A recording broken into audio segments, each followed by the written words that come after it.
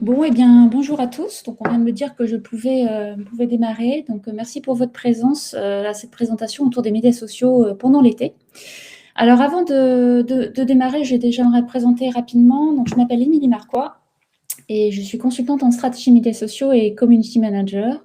Ça fait maintenant un peu plus de 10 ans que j'évolue dans ce domaine-là et donc j'accompagne les marques sur les médias sociaux, aussi bien dans les secteurs B2B que B2C. J'ai deux casquettes, celle de consultante en stratégie, mais aussi celle de community manager, donc plus opérationnelle. Et c'est surtout de ça dont il va s'agir aujourd'hui. Alors, avant de rentrer dans le vif du sujet, je vous propose de prendre quelques instants pour répondre à une question qui me paraît essentielle et qui me permettra ensuite d'enchaîner sur cette webconférence. Alors, je vais vous donner la question. C'est, à votre avis, faut-il arrêter de communiquer totalement l'été? Donc ça, c'est une question fondamentale et on va voir quelles sont vos réponses. Je suis curieuse de voir ce que ça va donner, même si j'ai une petite idée de ce que ça pourrait donner. Alors, donc on a 36 personnes présentes. Je laisse encore un petit peu de temps, le temps de voir ce que ça va donner. Je vous laisse le temps de répondre. Soyez spontanés dans vos réponses.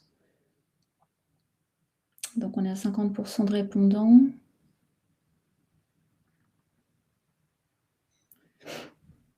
Donc vous êtes assez rapide.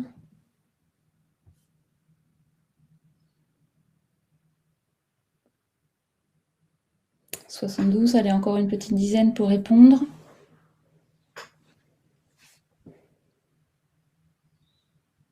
On y est presque.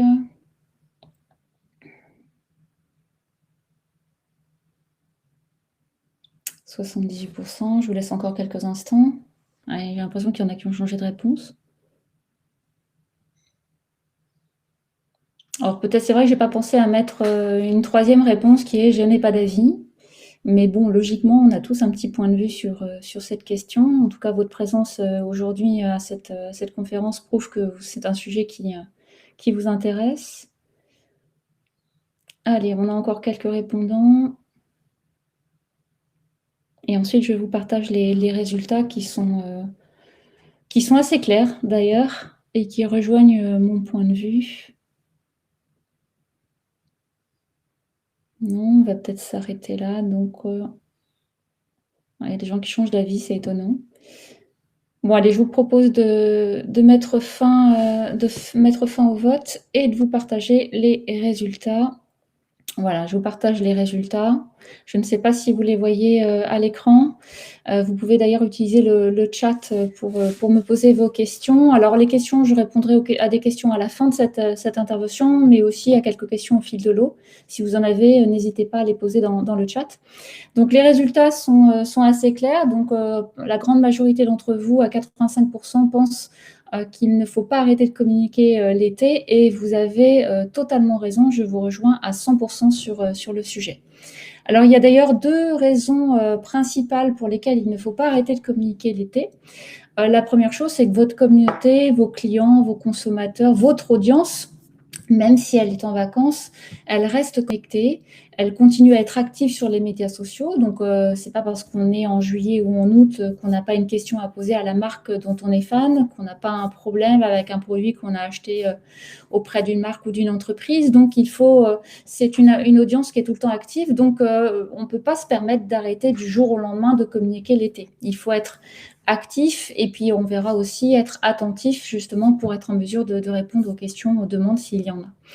Et puis la deuxième raison pour laquelle il est important de continuer à communiquer l'été, c'est tout simplement parce que vous ne pouvez pas mettre un point d'arrêt à votre communication du jour au lendemain. En termes d'image, c'est pas forcément très bien.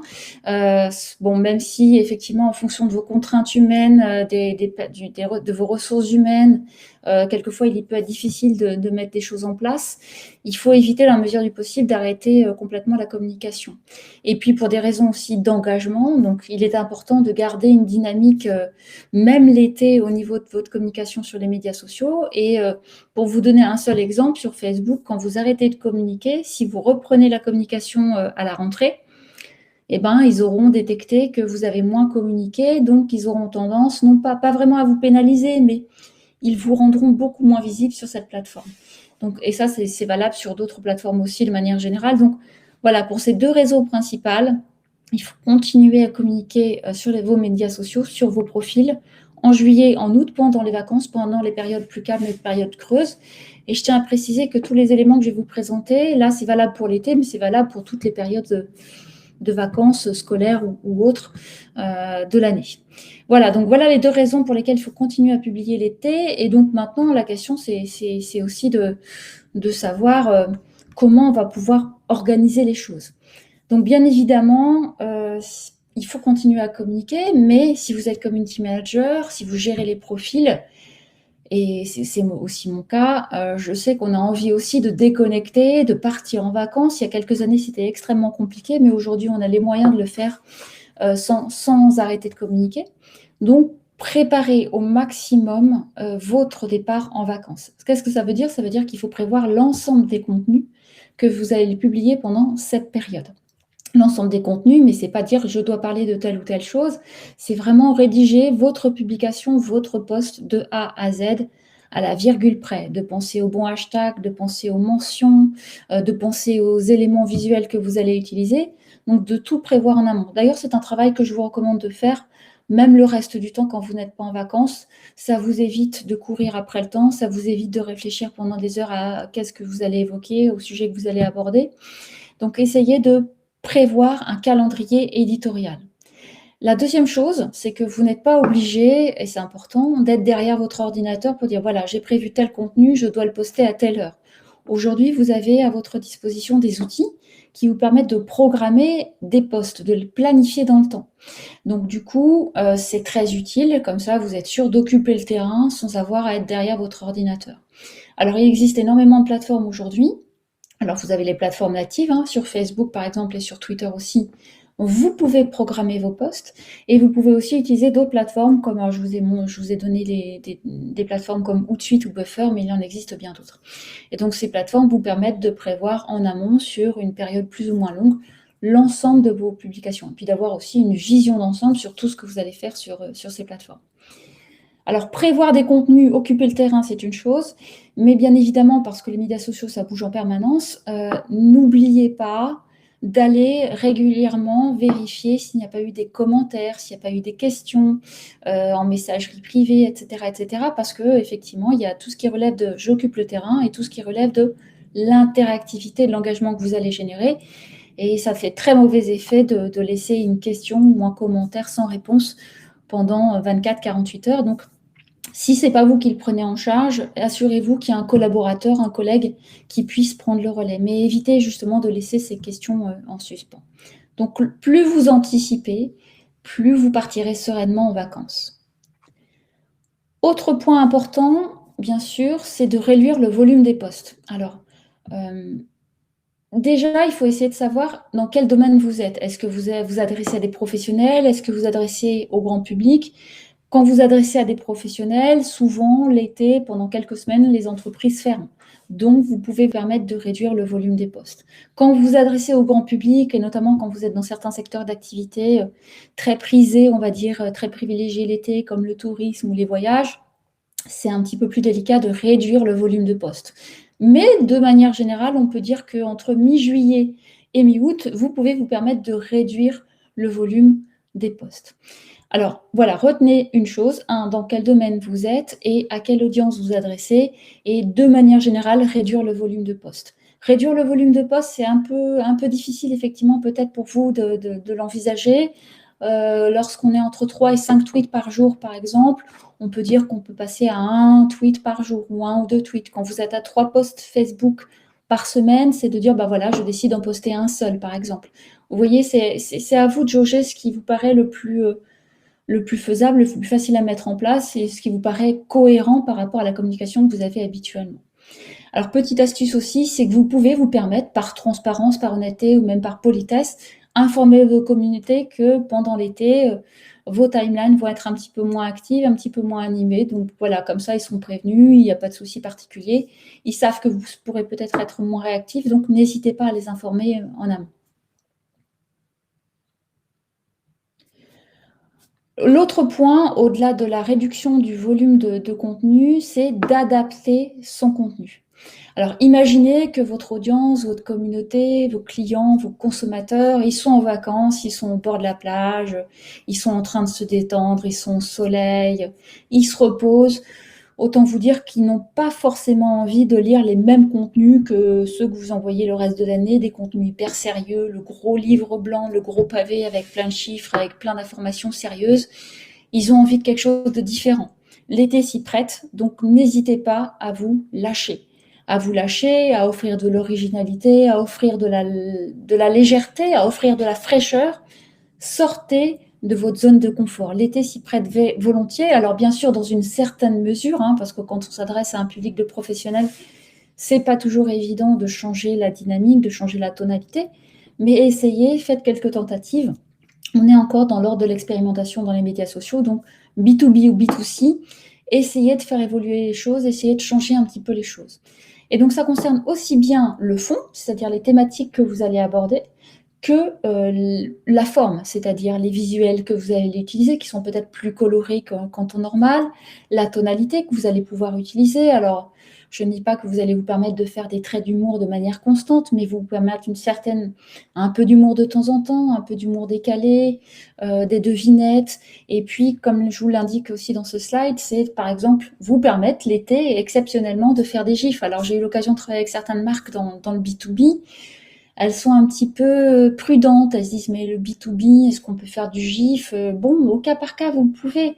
Encore une fois, n'hésitez pas à vous lancer. Et puis en plus, l'été s'y prête bien. Vous avez plein d'occasions avec le marronnier. Vous avez le Tour de France. Vous allez avoir les Jeux Olympiques. Vous avez la journée du chat.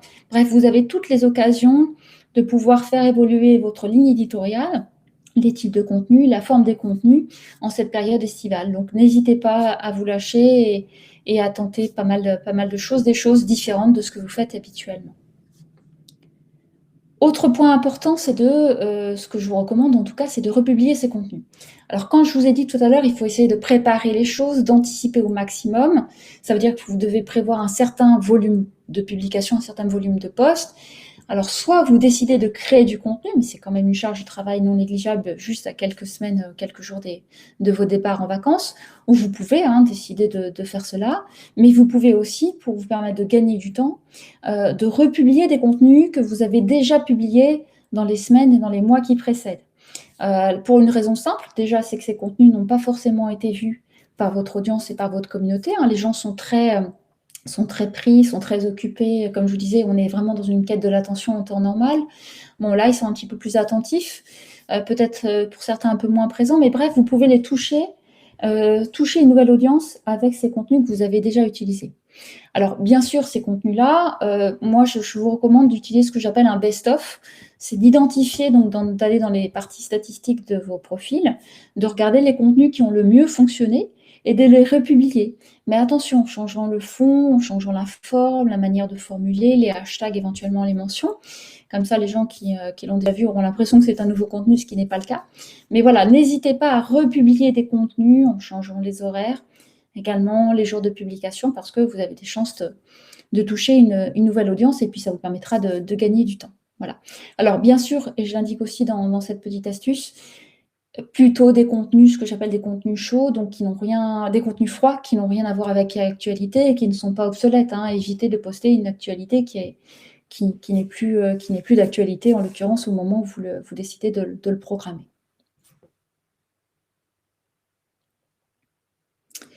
Alors là, je viens d'évoquer toute une série de choses à mettre en place pour vous assurer d'avoir une présence régulière et constante sur les médias sociaux en votre absence, donc soit pendant quelques semaines, soit l'ensemble de l'été. Mais j'ai coutume de dire aussi que l'été est une période, et ça vous l'entendrez tout au fil de cette journée qui est consacrée à l'été pour les entrepreneurs, c'est que l'été est une période plus calme, plus creuse, où on a un peu plus de temps devant nous pour faire un certain nombre de choses. Et personnellement, je profite toujours de l'été, vous savez, pour reprendre ma petite to-do list, toutes les petites choses qu'on n'a pas le temps de faire en temps normal parce qu'on est dans le flux, on a la tête dans le guidon, il faut avancer, il faut monitorer, il faut poster, il faut réagir, il faut interagir. Voilà, on a plein de petites choses qu'on met de côté en espérant pouvoir le traiter à un moment donné, et l'été s'y prête bien. Alors quand je parle de médias sociaux, et je vous ai mis une liste qui n'est absolument pas exhaustive, c'est tout simplement peut-être profiter de l'été, pour tester des fonctionnalités. Vous les avez vues sortir, mais vous n'avez pas eu le temps de vous pencher dessus. Ben, là, c'est l'occasion de tester ces nouvelles fonctionnalités. Soit de tester pour vous, seul dans votre coin, et de vous dire, bah voilà, peut-être que je l'utiliserai à la rentrée, soit tout simplement pour revenir sur ce que j'ai déjà dit, tester ces fonctionnalités-là auprès de votre audience. L'été s'y prête. Vous pouvez aussi, si vous êtes présent sur Twitter, créer ou mettre à jour des listes de contacts Twitter. Donc voilà, ça vous permet de faire de la veille, d'organiser votre veille informationnelle et concurrentielle. Donc c'est des outils d'ailleurs qui sont très pratiques. Prenez le temps aussi de faire le tri dans vos abonnements. Vous êtes abonné à énormément de comptes au cours de l'année. Certains sont inactifs. Finalement, votre ligne éditoriale a changé. Donc, du coup, ils sont plus intéressants. C'est plus très intéressant de les suivre.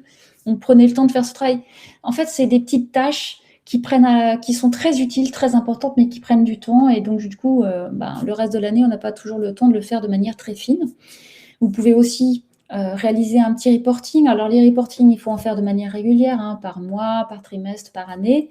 Mais vous pouvez décider d'en faire un petit juste avant l'été, ou même d'en faire un à la reprise, à la rentrée, pour vous permettre justement de repartir sur des bases saines, des bases solides. Voilà, ça reste très, très intéressant. Et puis au moment de la rentrée, de la reprise, vous pouvez aussi prendre le temps de recenser toutes les actualités, puisque l'été, il y a énormément de choses qui bougent. Hein. Je veux dire, en juillet, en août, les médias sociaux continuent de tourner, donc il y a des nouvelles fonctionnalités, des nouvelles actualités. Voilà. Alors, je crois que j'ai une petite question. Donc, le diaporama, est-ce qu'il est disponible? On me pose une question. Je ne sais pas. Hop. Non, a priori, le diaporama, j'espère qu'il est disponible. En tout cas, a priori, vous me l'auriez indiqué s'il n'avait pas été visible. Donc voilà, prenez le temps de faire toutes ces petites choses. Profitez de l'été pour vous lancer. Voilà pour l'essentiel de ce que je voulais dire. Donc, en conclusion, j'aimerais terminer en vous disant que oui, vous pouvez partir en vacances sereinement lorsque vous êtes community manager, que vous gérez des profils sur les médias sociaux. Grâce aux outils de programmation, vous pouvez partir la tête tranquille.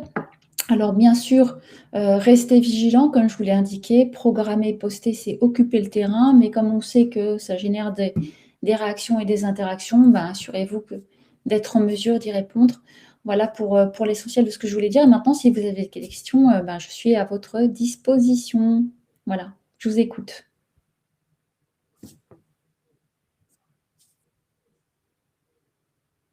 Oui, bien sûr. Donc la question portait sur est-ce que le diaporama sera disponible hors conférence? Bien évidemment, oui, il n'y a pas de souci.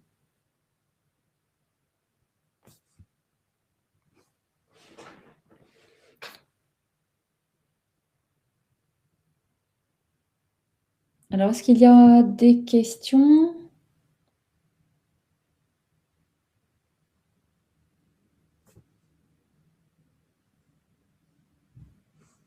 Alors, quels outils je conseille pour programmer les posts? Alors, j'ai évoqué, alors vous en avez plusieurs.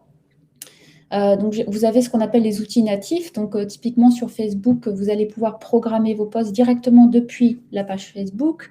Sur Twitter, vous pouvez également les programmer. Donc, ça, c'est les plateformes natives. Après, vous avez des outils comme ce que j'appelle les outils de planification et de monitoring sur les médias sociaux. Alors, l'un des plus connus s'appelle Hootsuite. C'est un très bon rapport qualité-prix. Mais vous avez également Buffer que j'ai évoqué, Sprout Social. Vous en avez certains qui sont dédiés à des outils comme Iconosquare qui ne fait que de l'Instagram. Vous avez Tailwind qui fait Instagram et Pinterest. Donc vous avez une multitude d'outils qui vous permettent de programmer vos posts sur les médias sociaux. Je ne peux pas vous en recommander un en particulier. Moi, j'utilise Hootsuite depuis pas mal d'années. Je suis à l'aise avec cet outil-là. Mais voilà, le mieux, c'est d'en tester plusieurs. Vous avez aussi Agorapulse, j'ai évoqué, qui est français. Le mieux pour vous, c'est d'en tester plusieurs et de conserver, de continuer à travailler avec celui avec lequel vous êtes plus à l'aise. Et bien évidemment, il y a des questions de coût parce que la plupart de ces outils, malheureusement ou heureusement, parce qu'ils offrent des fonctionnalités très très utiles pour les community managers, sont payants. Donc pour quelques dizaines d'euros, voilà, c'est un gain de temps énorme, donc ça vaut le coup de se lancer. Alors oui, effectivement, il y a Tailwind, alors je vais effectivement vous l'écrire. Est-ce que je peux écrire dans le chat? Alors je vais vous écrire, vous avez Buffer, je vous l'écris dans le chat. Tailwind, Tailwind Iconosquare. Voilà, j'espère que j'espère que vous arrivez à lire. Tailwind, Buffer, Iconosquare, Outsuite. Hop, voilà le dernier. Vous avez aussi Sprout Social et Agora Pulse et Sendable. Mais alors je vais m'arrêter là parce que vous en avez énormément, donc ce serait une liste vraiment, vraiment interminable. Voilà, donc ça c'était une question sur les outils. Je compte lancer mon activité, Alain. Est-ce utile de communiquer depuis cet été? Alors ma réponse est tout simplement oui. N'attendez pas la rentrée pour commencer à communiquer. L'intérêt, c'est que déjà, vous allez poster quelques contenus. Donc les gens, quand ils vont arriver à la rentrée, que vous lancerez la communication à fond, ils n'arriveront pas sur une coquille vide. Il y aura déjà pas mal de contenus qui auront été postés. Ça vous permet de tester des choses, ça vous permet de paramétrer, de configurer. Donc voilà, et de commencer à constituer une première communauté, un premier noyau dur, donc souvent les amis ou la famille. Donc voilà, je vous recommande vivement de commencer cet été et effectivement d'accentuer et d'accroître la communication à partir de la rentrée. Mais profitez de cet été, ça vous permet aussi de vous positionner, de faire les premiers des contenus, de tester certains contenus. Alors, je crois que sur les outils, j'ai déjà répondu. Avec quelle fréquence publier durant cette période? Quel jour est le plus propice sur LinkedIn et Facebook notamment? Alors, quelle fréquence? Alors, en temps normal, pour ne reprendre que Facebook et LinkedIn, moi, je recommande sur LinkedIn, entre 1 à 3 posts par semaine, en temps normal. L'été, vous pouvez passer à 1 post par semaine, et sur Facebook, pareil. Vous pouvez, alors sur Facebook, on est entre 3 et 5 posts par semaine. Vous pouvez réduire à 2 posts par semaine, c'est plutôt pas mal. Après, sur les jours de publication, sur Facebook, vous avez dans la partie statistique, effectivement, statistique publication, dans les insights, vous avez une section qui vous permet, dans laquelle vous accédez à un schéma qui vous fournit un certain nombre de cours et de données qui vous dit, voilà, tel jour dans la semaine, c'est le meilleur jour pour poster, et aussi le créneau horaire. En ce qui concerne LinkedIn, on recommande souvent le mardi et le jeudi. Donc le lundi, c'est le début de la semaine, c'est compliqué. Le vendredi, c'est la fin de la semaine, c'est compliqué. Le mercredi, c'est le jour des enfants. Donc le mardi et le jeudi de préférence. Alors les créneaux horaires, on va dire que c'est 9h, midi et demi, 16h30, 17h. Voilà, donc c'est des créneaux plutôt à privilégier. Après, c'est à vous encore, je dis souvent que c'est des moyennes qui sont proposées, hein, mais le mieux est de tester les créneaux horaires et les jours, parce que peut-être que votre audience sera plus réactive sur d'autres périodes. Alors, peut-on être hyper honnête en indiquant qu'on sera off pour se ressourcer quelques jours et qu'on reprendra tous les commentaires et les questions? Alors, je formulerai pas les choses de cette façon-là. Je dirais tout simplement, c'est profiter de l'occasion déjà pour dire que ce sera un peu plus light, un peu plus léger, plus calme. On continue à être présent, à être à votre écoute, parce qu'encore une fois, poster du contenu n'empêche pas l'interaction et la réactivité, hein, de votre part. Donc sans dire voilà, on s'en va en vacances, on vous laisse. Non, c'est de faire les choses de manière un peu intelligente et diplomatique en disant voilà, nous vous souhaitons un bel été. La timeline sera un peu plus calme pendant cette période. Profitez-en bien, mais on reste réactif, on reste présent à votre écoute si vous avez des questions. Et rendez-vous à la rentrée. Quelque chose d'assez simple. Donc voilà, être soft, sobre. Ne pas en faire trop, mais pas dire qu'on s'absente et qu'on n'en a rien à faire de sa communauté. C'est un peu ça. Oui, c'est Outsuite, oui, c'est ça. D'accord. Ensuite, je regarde s'il y a d'autres questions. Mardi 10 et jeudi 17 pour LinkedIn, le meilleur temps, je crois. C'est possible, oui. Mardi 10, 17, je ne sais pas à quoi ça correspond, mais voilà, gardez en tête le mardi et le jeudi, effectivement. Alors, je regarde s'il y a d'autres questions.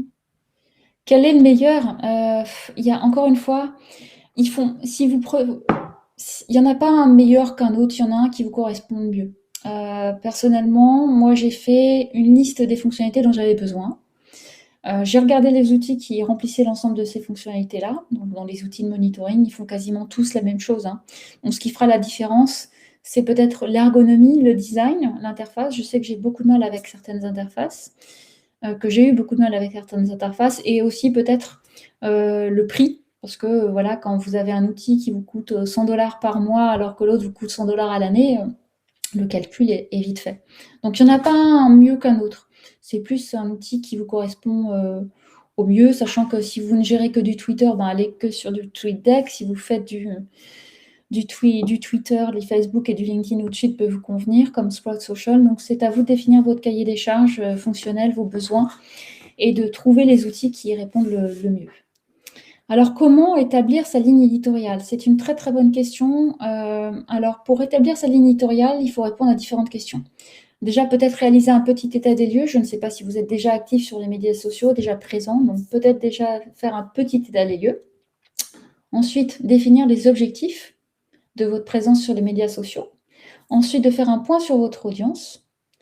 Et ensuite, à partir de tous ces éléments-là, en fonction des objectifs que votre marque s'est donné également, de définir une stratégie de contenu. Cette stratégie de contenu, elle a une seule vocation, répondre aux besoins de votre audience. Le but, c'est pas seulement d'occuper le terrain, c'est de répondre à votre audience, de répondre à ses besoins et d'apporter des solutions. Mettez-vous à la place de votre audience et demandez-vous ce qu'elle attend de vous.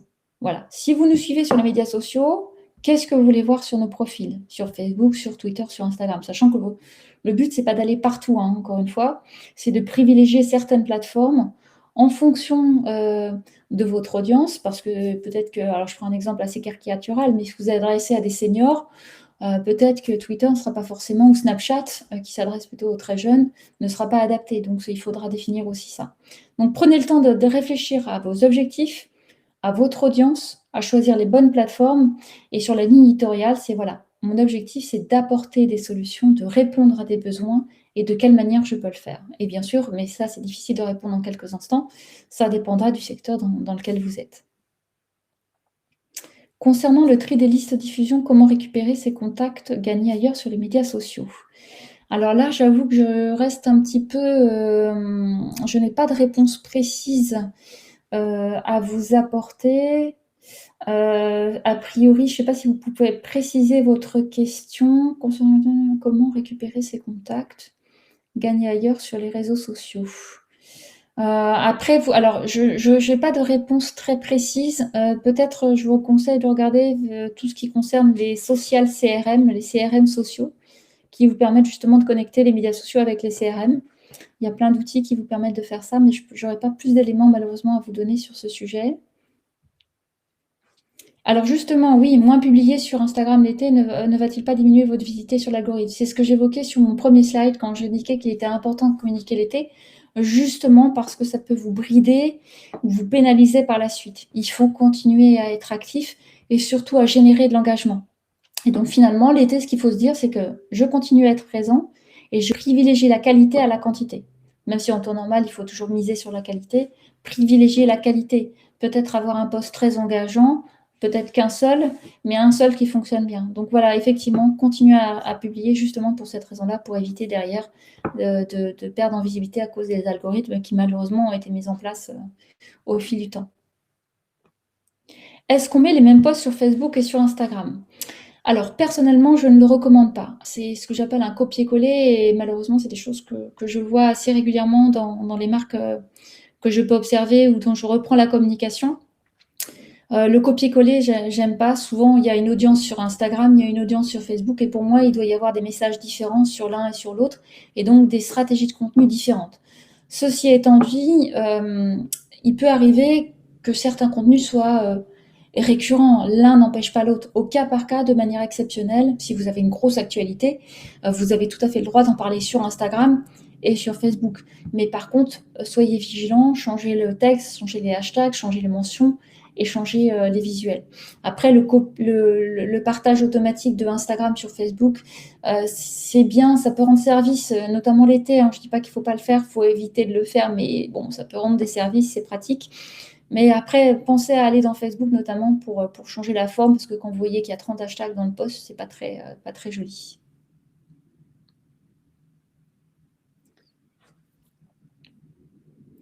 Alors, les algorithmes d'IG de Facebook sont-ils OK pour les outils de publication tels que Outsuite?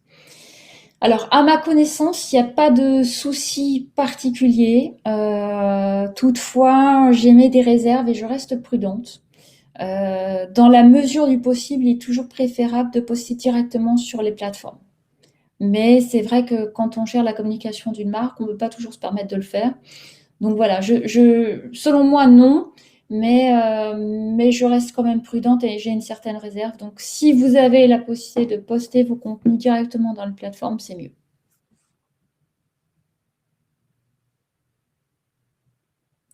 Alors voilà, je crois qu'on n'a pas d'autres questions.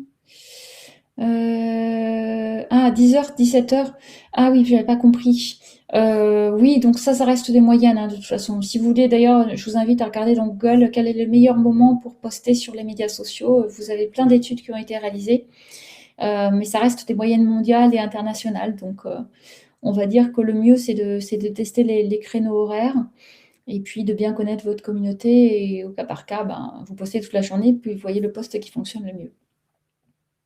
Réaliser un état des lieux, oui, un petit, bien sûr. Plus particulièrement en CM, peuvent-ils d'autant plus donner citer un relais plus optimum possible? Alors, je ne comprends pas trop la question sur le plus optimum possible, des tâches de suivi plus particulières. Peuvent-ils d'autant plus de nécessiter un relais le plus optimum possible? Donc, sur la question des algorithmes qui étaient pénalisés, publication, je l'ai déjà évoqué. C'est ce que je regarde. Ok. Donc, je ne sais pas s'il y a eu d'autres questions. Alors pas Caroline, si Philippe pouvait préciser sa question, les tâches de suivi plus particulières en CM. Bah, je ne sais pas si ça fait référence à ça, mais pour moi, ce qui me paraît vraiment très important, c'est de ne pas se dire je poste un contenu et je l'asif tout seul, quoi. C'est qu'à un moment donné, quand vous postez un contenu, allez vérifier si ça a généré des réactions pour, voilà, tout simplement. Mais je ne sais pas si c'est cette question qui est précisément posée. A priori, il n'y a pas d'autres questions. Si peut-être. Alors, je vois qu'il y en a d'autres. Je vous en prie, Caroline, avec plaisir. Je ne sais pas si Philippe est encore là, s'il peut préciser sa question.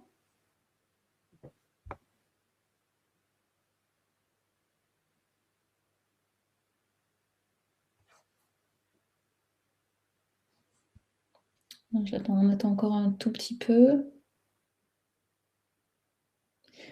Ah, très bonne question. C'est un peu la question piège. Quel est le meilleur outil pour commencer sa première communication sur les médias sociaux? Il n'y en a pas un en particulier. Il y a celui qui correspond le plus à votre audience. En fait, il faut penser à votre audience avant tout. Où se trouve votre audience et choisissez la plateforme où se trouve cette audience pour être sûr de la toucher. Il faut qu'il y ait une cohérence, une concordance plutôt, entre l'audience que vous voulez toucher et l'audience que la plateforme vous permettra de toucher. Et après, vous adaptez votre communication. Sachant que je ne recommande pas toujours de vous lancer sur X plateformes d'un seul coup.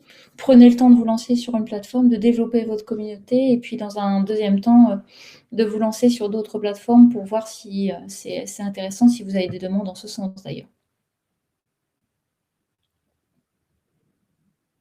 Je vous en prie, David.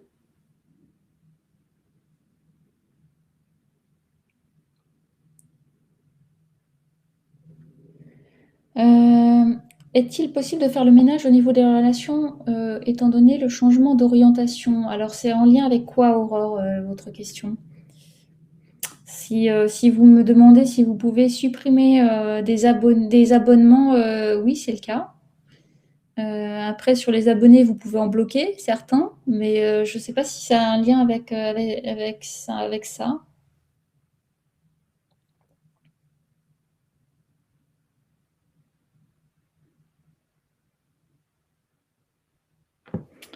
Alors, Philippe a précisé sa question, concevoir une autre application pour une raison particulière.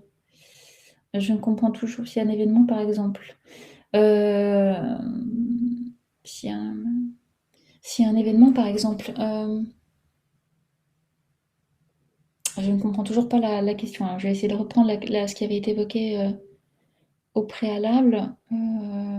Alors si vous faites si vous évoquez justement les événements qui ont lieu en ce moment, comme le Tour de France ou bientôt les JO ou la Coupe d'Europe de football, je ne sais pas si c'est un rapport avec ça. Je suis désolée, mais je ne comprends pas votre question, Philippe. Bon, apparemment, on me dit que le temps tourne. Bon, écoutez, je me permets j'ai réaffiché mes coordonnées. Vous pouvez me contacter si vous avez besoin de réponses à d'autres questions, puisque le temps tourne et que voilà, on ne pourra pas poursuivre davantage cette intervention. Bah, je vous remercie beaucoup pour votre attention. Je vous souhaite beaucoup de courage pour cet été. Tout va bien se passer. Que la force soit avec vous. Et puis, bah, n'hésitez pas si vous avez des questions. Je suis connectée tout l'été, même si je serai aussi, comme vous, certainement un peu en vacances. Voilà. À très bientôt. Je vous remercie.